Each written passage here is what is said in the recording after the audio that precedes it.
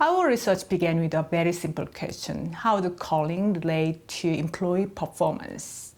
First, let's define calling. Calling is a line of occupation that someone feels destined to fill.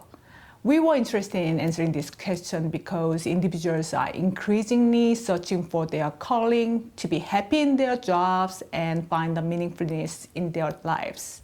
However, it is not clear whether this sense of calling makes them superior performers in the workplace, or that the devotion of the work makes them difficult for their employers to manage.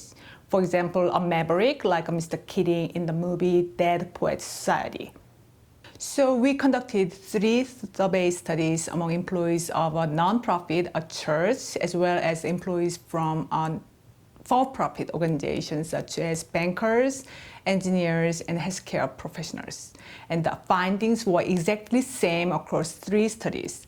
People who feel called to their job tend to be better performers than who are not, and critically will dedicate themselves to help the organization reach its goals. So what we found most interesting is the implication of calling for the employee-employer relationship.